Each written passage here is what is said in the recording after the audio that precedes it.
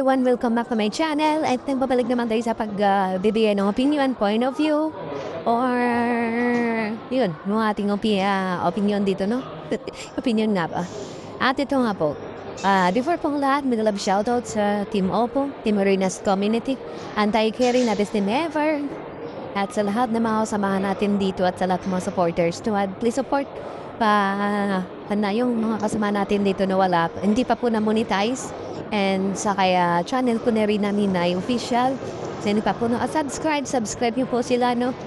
At alam niyo naman po kung sino-sino po yun sila.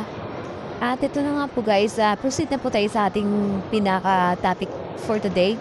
At ito nga po yung usapin dito na sagot ni Doklat sa interview ni Berador na presidente ng mga presidente ng mga reactors. At yun nga, sagot niya nga daw. Sacrifice niya daw yung channel niya na okay lang mabash daw. Basta yung views daw ng EDSA, hindi lang po bumaba para still trending at pinag-usapan ng madlang people. Kamusta naman po yung mga OFW na nasasaktan sa mga ginagawa nyo ngayon? Kamusta naman po yung mga angels na nababastos, nakaladkad? Para kayong mga dyan, mga hamburger ba? Kayo na mga reactors na pumikita dyan, nag-uuntugad, tapos yung sa gitna, yung mga OFW at yung mga angels na iipit sa gitna sa kalukuhan nyo. Itong Doklat, maniwala kayo na nagsasacrifice yan? Hindi po. Gumagawa po yan ng ingay para mapag-usapan siya. Para hindi malalaos yung channel niya. Sa tingin niyo po ba, nasasaktan yan si Doklat? Hindi ba basher siya? Makakapal na mukha niyan. Hindi na yan nasasaktan. Sanay na po yan sa basher. Kasi, negative or positive or ano man sasabihin nyo is still publicity. Mag-abuse pa rin siya. Yun yung dyan, practical ba? Pawais-wais lang yan.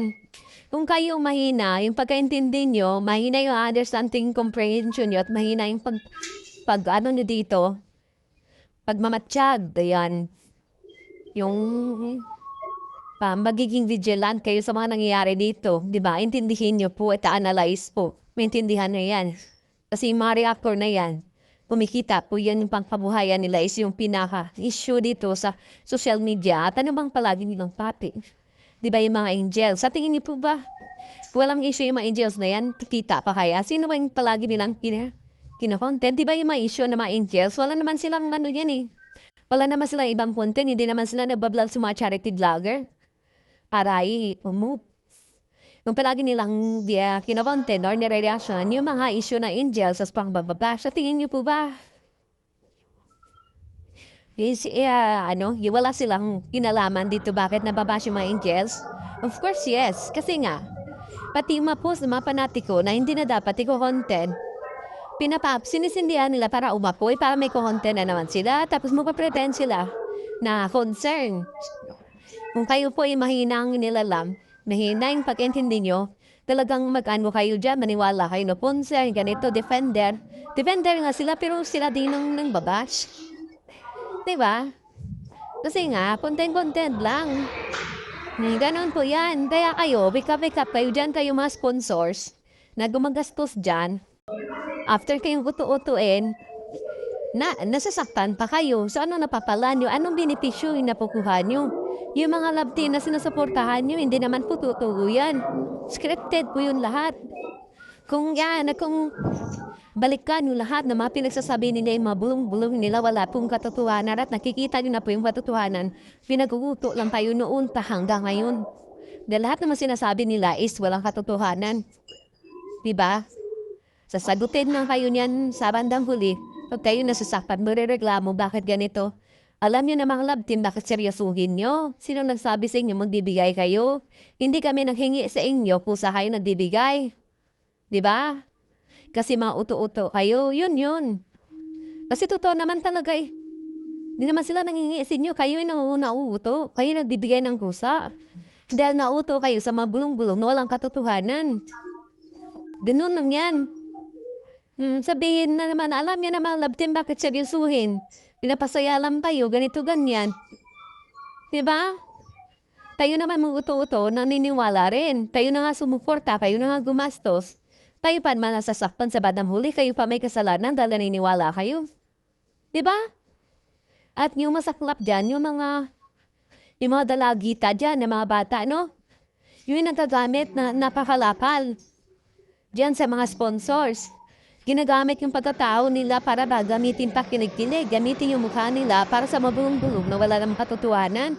Gamit na gamit po, guys.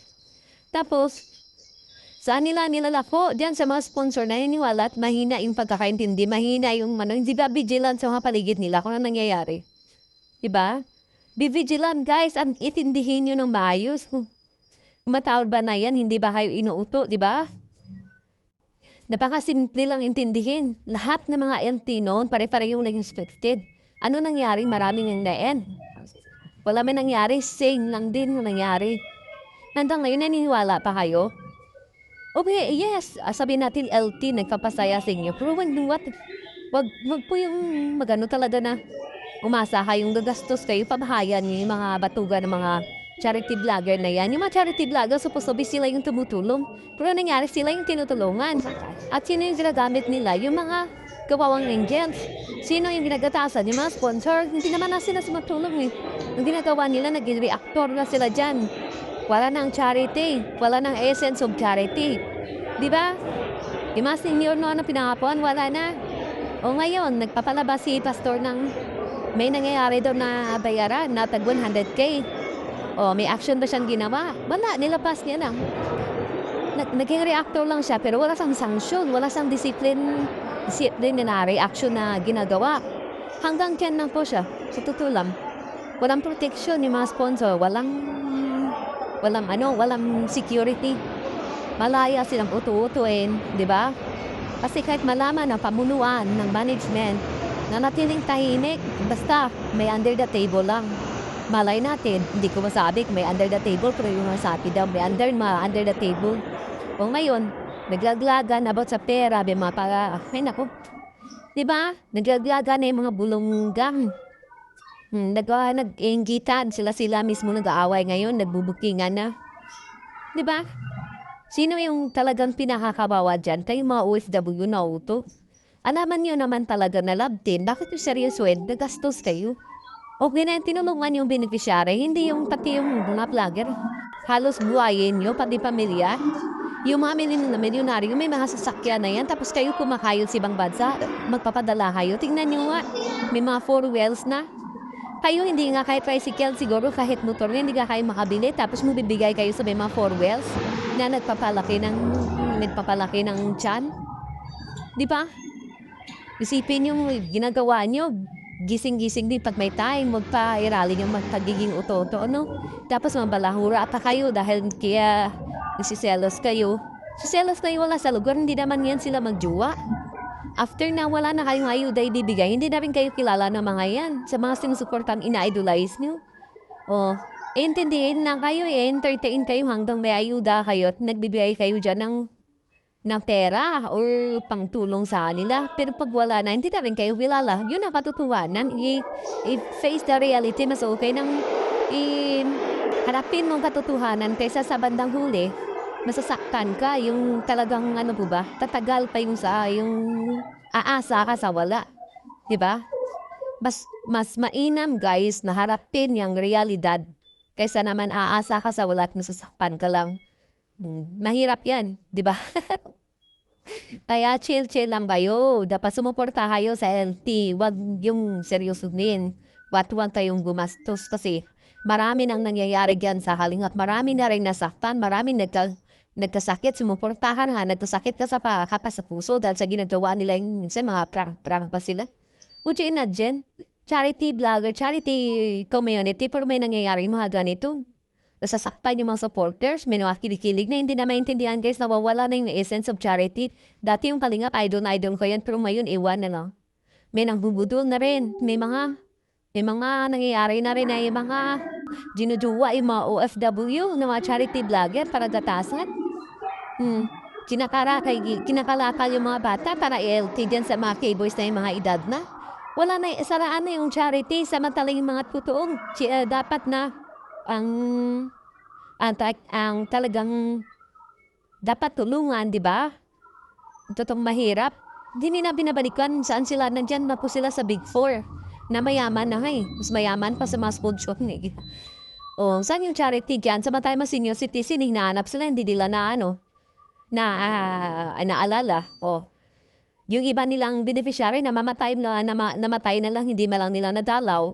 Ayaw mo tayong pauto-uto dyan. Ditap-ditap din pag may time. Hindi ito paninira. Tayo ay nagsasabi niyang katotohanan. Di sa atin nakikita at ma-observe. Diba? Maging matalino, maging vigilant tayo sa mga taong kumaga tinutulungan yung ibigay niyo yung pera niyo sa mga taong karapat-dapat tulungan, hindi sa may mga four wheels na nagpapalaki ng katawan na mas malakas, basta kabayo yung mga katawan, no? Lalo na yung sa mga, sa Big Four, tingnan nyo naman, matatay nanay nila na hindi naman disabled yun, hindi naman yun. Capable pa magtrabaho, pero ang ginagawa niyo, binubuhay niyo yung pamilya, samantala yung pamilya niyo, nagagawa niyo ba naibigay niyo ba yung lahat ng kailangan nila? Diba? Dito lang po guys, I love you and God bless us all.